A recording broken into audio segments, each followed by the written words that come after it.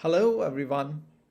Thank you, Professor Dimitro, and the organizing and scientific committee of the British-Ukrainian Symposium on Anaesthesiology, Intensive Therapy, and Pain Medicine for giving me this opportunity to speak at this prestigious forum. In next 25 to 30 minutes, I will be speaking about management of physiologically difficult airway, the art of peri-intubation resuscitation in critically ill adults, guidelines and recommendations. I am Faisal Shamim and I am working as associate professor and consultant in Department of Anaesthesiology, the Aga Khan University and Hospital, Karachi, Pakistan. I have clinical and academic interest in airway management and ENT head neck anesthesia, ultrasound guided regional anesthesia, and critical care. I'm currently the director of regional anesthesia and acute pain service. And I'm the member of Difficult Airway Society UK and founding director from Pakistan for International Airway Management Society.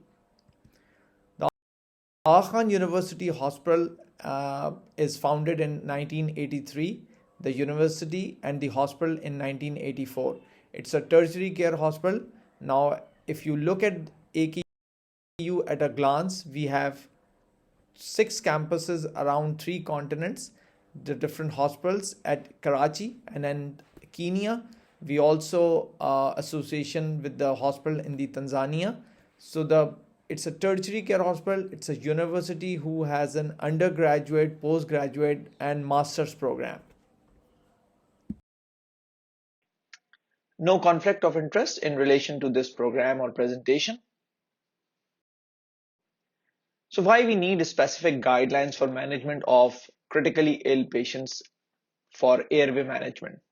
Because there is highest risk of complication. There are some unique challenges. Not many of know how to perform in crisis, that is the human factors. And in the event of initial failed intubation, what's the plan B, C, and D? If you look at the reported outcomes in emergency airway management, about for 2 to 3% of the patient underwent into cardiac arrest within the 30 minutes of intubation. There is severe hypotension, which is the systolic blood pressure less than 65 in 10 to 14% of patients. The patient have developed severe hypoxemia in about 25% of the patients. There is an incidence of difficult airway which required more than 3 attempts in about 10 to 12% of patients, and patients have aspiration in 4 to 6%. We all know about this national audit project, which been done across the hospitals in the UK, and NAP reported that complications resulted in death or brain injury in 61% of airway management episodes in the intensive care unit compared to 14% of the airway management episodes during anesthetic care. There is highest risk of complications in ICU intubation in the NAP4, and the failure of first pass success is about in 30%. There is severe hypoxemia in up to 25% of patients. 6% of ICU patients have predicted difficult airway, and major airway events occur, which is 60-fold increase in death and brain damage. The unique challenges in the airway management of critically ill and in the ICU setting is standard airway assessment is not possible. There is urgency and reduced physiological reserve. There is increased risk of profound peri-intubation complications, which is hypoxemia, hypotension, arrhythmia, cardiac arrest, and death. So critical illness and its management can make anatomically normal airways physiologically difficult. Fluid resuscitation, capillary leak syndromes, prone ventilation, and prolonged intubation all contribute to airway edema and distortion. The emerging concept of physiologically difficult airway has been described and defined as one in which severe physiologic derangements place the patient at increased risk for cardiovascular collapse and death during intubation and the transition to positive pressure ventilation.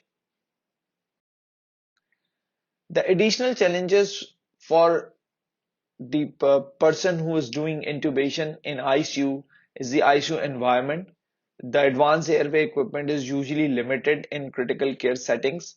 The multi-professional inconsistent team, because medical teams and the other neurocritical teams, they are not as much trained and as much not aware of the guidelines and the algorithms as the anesthesiologists do. The bed space is not designed like this, and it is usually crowded. The monitoring, when you're doing intubation, the monitoring is usually at the back of the bed end. Training is another additional challenge. There is very infrequent focused airway training in ICU. Doctors may not have good airway skills. For nursing, the airway and crisis management training rare. The critically ill are not recognized as a specific airway risk.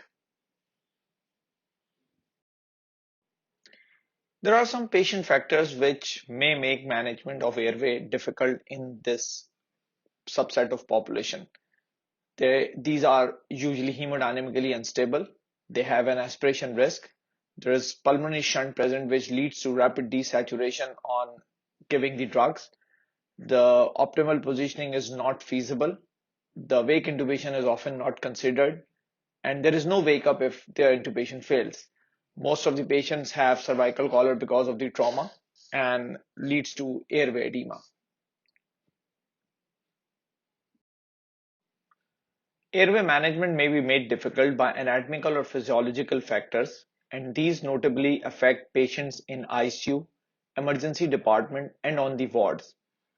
The Difficult Airway Society, Intensive Care Society, Faculty of Intensive Care Medicine, and the Royal College of Anaesthetists has come up with this guideline, which applies to all these critically ill patients irrespective of hospital location, and they recognize the need for specific guidance to provide a structured approach to management of the airway in critically ill adults. Similarly, the Society for Airway Management have also published their consensus recommendations in evaluation and management of the physiologically difficult airway in anesthesia and analgesia in 2021.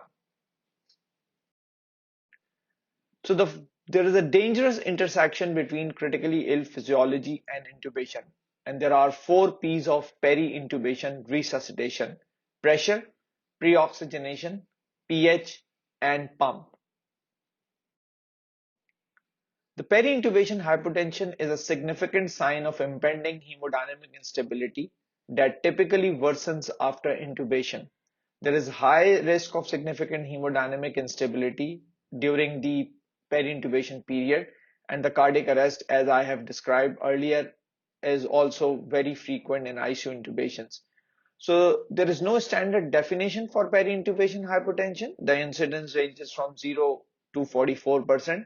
Most definitions include any of the following in the 60-minute post-intubation period, including either the systolic blood pressure less than 90 millimeters of mercury, or a mean arterial pressure less than 65 millimeters of mercury, or a reduction in median systolic blood pressure of less than 20%, or any vasopressor administration within the 1 hour. The shock index provides a simple and rapid way to evaluate the cardiovascular status of a patient. It is often used in emergency and critical care settings. An elevated shock index may indicate a higher risk of mortality or a more severe state of shock. The shock index is defined as the heart rate divided by systolic blood pressure. Its normal range is 0.5 to 0.7. For example, if our patient heart rate is 120 per minute and systolic blood pressure is about 80, so the shock index is 1.5. So if your patient has a shock index of greater than 0.8, it is time to resuscitate before you intubate. So how we should focus on pressure. A team member should be tasked with monitoring and managing hemodynamic status. There should be a reliable IV access or at least 2 IV access for rapid volume loading. The patient should be assessed for its fluid responsiveness, and the tolerant patient should be given fluid prior to intubation. When possible, vasopressor infusions should be ready and started prior to intubation. And the bolus dose vasopressor should also be available, like epinephrine and norepinephrine, phenylephrine. The choice is diluted epinephrine in patients with depressed myocardial function. When vasopressor infusions are not possible, these should be available to maintain the systemic pressure during and after the intubation until an infusion can be started. So don't delay the initiation of pressors for a central line. Norepinephrine can be given through an intraosseous or peripheral IV and should be used immediately to stabilize a hypotensive patient. A phase 2 multicenter trial in ICU patients showed that a bundle of therapy which included fluid loading and early vasopressor used to treat abnormal hemodynamics reduced life-threatening complications following intubation. This included marked reduction in severe cardiovascular collapse by nearly 50%.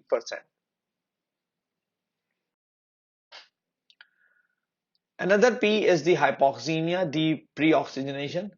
We all know that critically ill patients are at high risk of rapid desaturation because of the reduced functional residual capacity and atelectasis. There is reduced alveolar filling and there is VQ mismatch. There is increased dead space and increased shunting.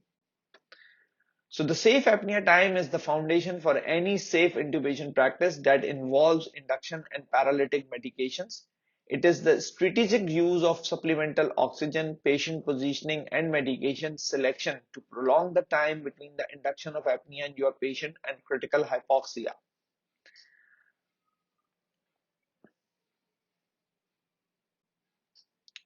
So apneic oxygenation can be performed with standard nasal cannula at 15 liters per minute or high flow nasal oxygen systems at 40 to 70 liters per minute.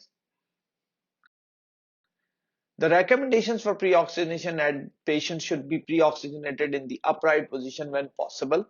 The pre-oxygenation should be performed using high flow oxygen for at least 3 minutes or 8 vital capacity breaths. The awake intubation to maintain a spontaneous respiration should be strongly considered for patients with refractory hypoxemia. Delayed sequence intubation is also a new concept, and this is a procedural sedation for pre-oxygenation before rapid sequence intubation. This has been described as an alternative technique in optimization of pre-oxygenation for non-compliant patients with altered mental status, and carefully selected patients are given a dissociative dose of 10 to 20 milligram of ketamine to calm down, and then they design to improve the pre-oxygenation by providing controlled sedation. The current evidence consists of data from small studies of patients sedated with ketamine and successfully pre-oxygenated and intubated. When delayed sequence intubation is used, the operator should be ready for emergent intubation because the dissociative ketamine dose can be unreliable. For induction of anesthesia, a modified rapid sequence induction is usually advised. The patient should be pre-oxygenated. Clearly, it should be an optimal positioning. Then the intravenous induction and rapid neuromuscular blocking agents. Cricoid pressure, as we all know, is a controversial, and for the during the COVID guidelines, the cricoid pressure is not advised. Pre-oxygenation should be through the face mask ventilation with CPAP, laryngoscopic techniques, and aim is to first pass success, and then there should be a confirmation of successful intubation. The induction drug choices is usually in this subset of population who are hemodynamically compromised are co-induction with either the ketamine and midazolam or co-induction with opioids and hypnotics. The neuromuscular blocking agent recommended in induction is rocuronium. Succinylcholine have again some reservations. Rocuronium have associated with decreased complications. It improves intubating conditions. It has the improved face mask ventilation, the improvement in supraglottic airway insertion, and optimized chest wall compliance, and abolish upper airway muscle tone, which leads to decreased risk of laryngospasm. The drugs for rapid sequence induction is usually etomidate is controversial because of its effect on the adrenal insufficiency. Ketamine has come up a very good induction as a co-induction agent in COVID times as well. Propofol ketamine combinations leads to less hemodynamic compromise. It has the bronchodilator ability. There is rapid onset. Propofol is anti-epileptic. Succinylcholine, again, there is risk of hyperkalemia and anaphylactic risk. Rocuronium, there is no risk of hyperkalemia, but the only problem with the rocuronium is the non-availability of Suga medics in the low middle income countries. The third P to look at is the pump, and the right heart dysfunction is characterized by the reduced ability of the right heart to provide adequate blood flow through the pulmonary circulation at a normal central venous pressure. It is caused by any pathophysiologic process that reduces myocardial contractility or increases PVR and right ventricular afterload.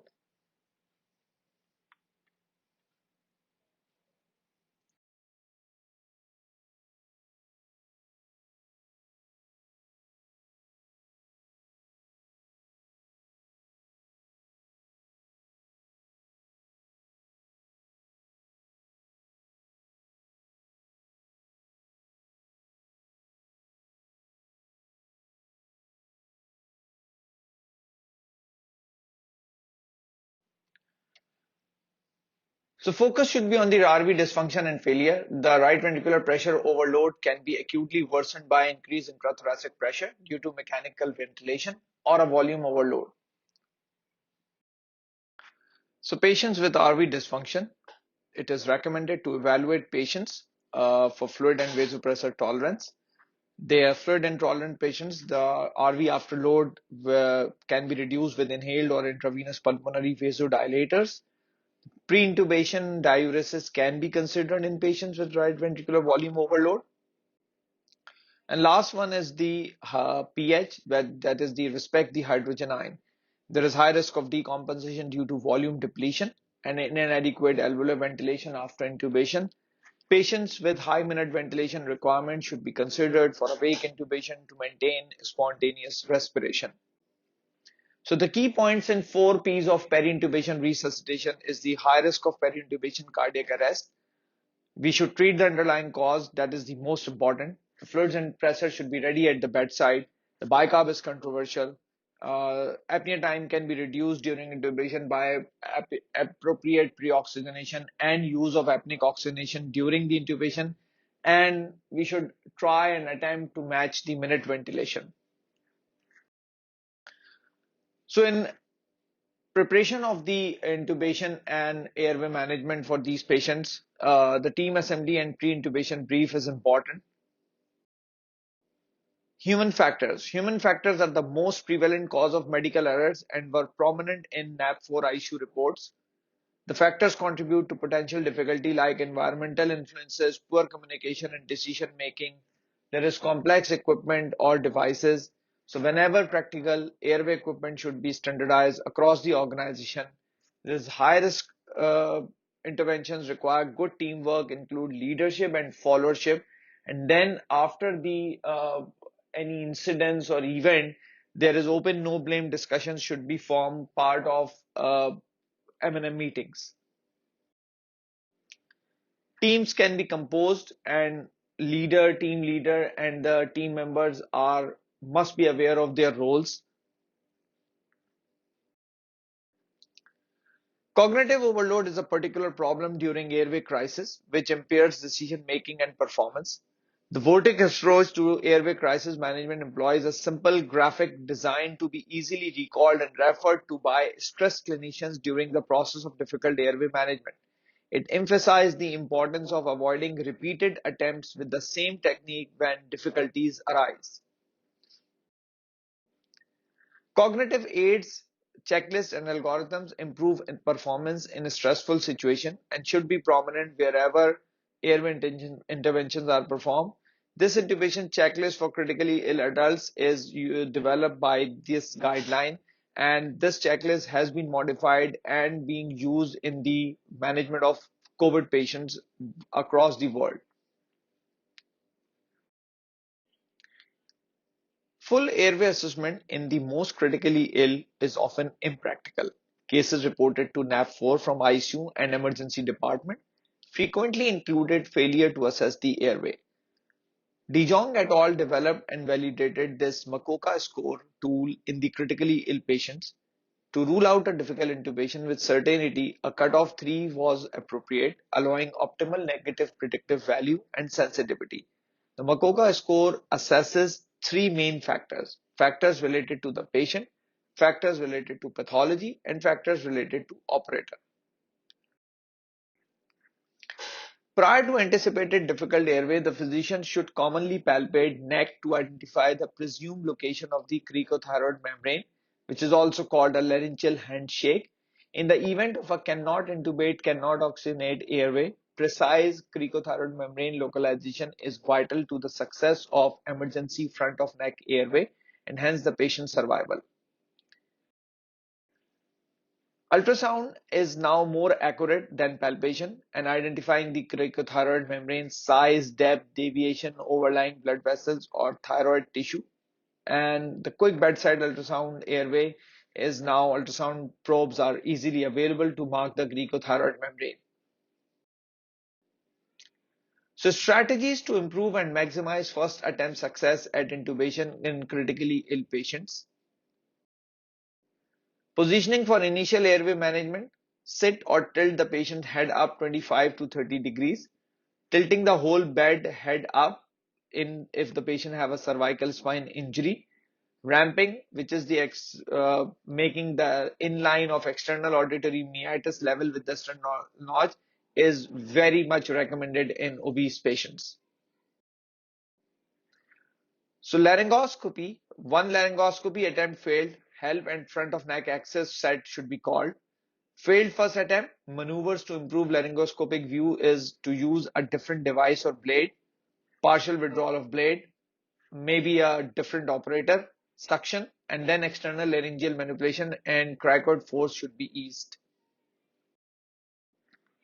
Video laryngoscopy. Published data on video laryngoscopy in critically ill patients are not generally of not very good quality, with limited evidence from ICU and ED populations. Now the literature has coming up of use of video laryngoscopy in critically ill, and they are saying that it should be the first attempt device and should be used in every critically ill patient. The video laryngoscopy, we all know that improve the laryngeal view, ease of use, reduce airway trauma, reduce failures. It should be available if MACOCA score is greater than 3. If is used as first choice device that worked as both indirect and direct, like Macintosh blade, is mostly advised. If used as a rescue device, hyperangulated device which is used with a stillet or bougie will perform the best.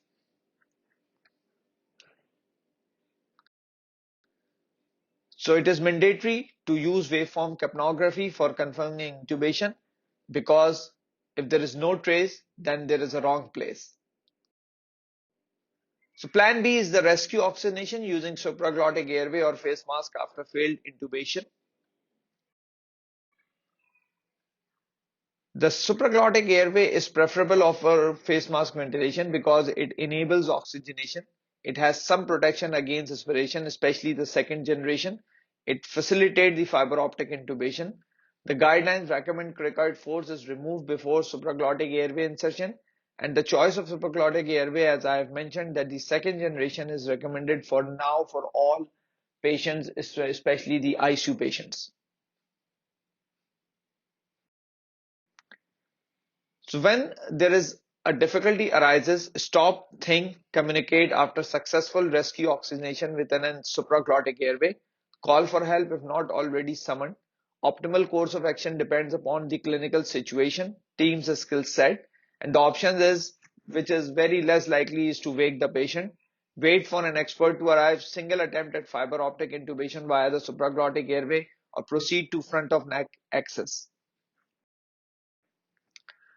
All these societies have recommended that there should be an immediate availability of fiber optic endoscopes in the ICU. Plan D is the emergency front of neck access.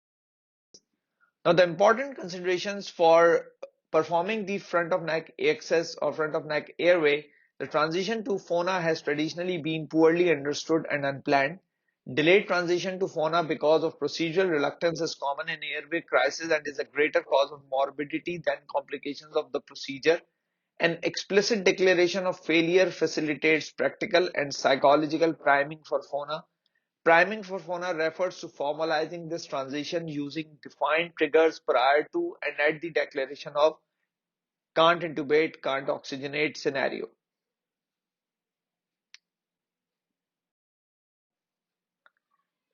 So guidelines recommend a scalpel bougie tube technique for emergency front of neck airway, and which is also recommended by the Difficult Airway Society. These are the key points. This is the algorithm of tracheal intubation of critically ill adults.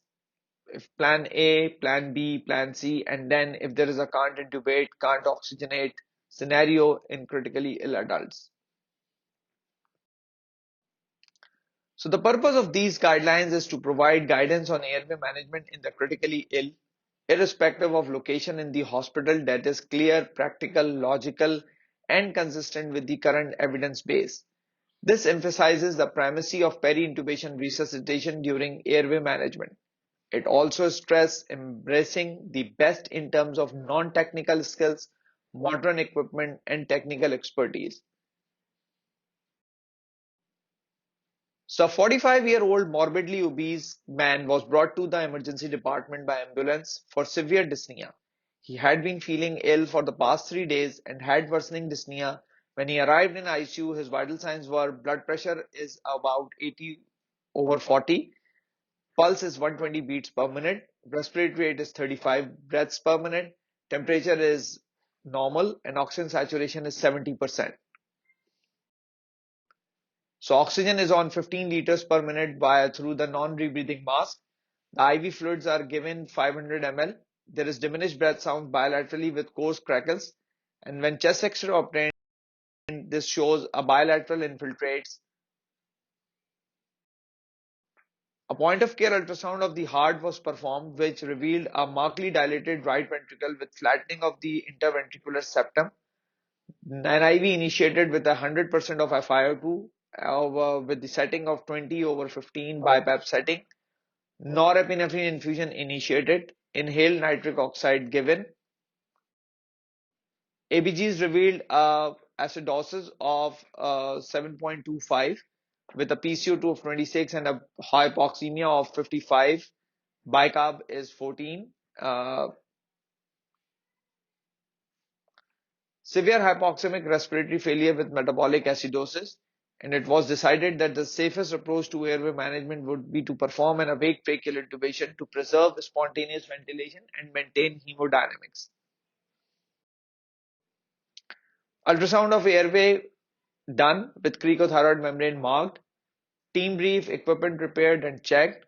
IV glycopyrrolate and topical anesthesia of airway with lidocaine achieved. Small doses of ketamine given for dissociative anesthesia and to calm down the patient and to enhance the utility of preoxygenation.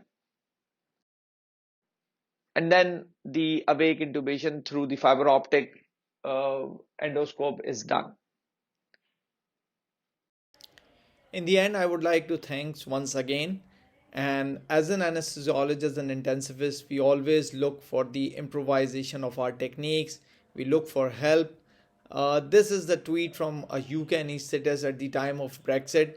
With due apologies from my UK colleagues, this tweet came at the time of when Theresa May was the Prime Minister of UK, and she's trying to do the Brexit. So and the tweet says that Theresa May is the political equivalent of an anesthetist intensivist who is on their fourth attempt at intubating hypoxic patient with the same laryngoscope in the same position and refusing to let the OTP ask for help or consider waking the patient up.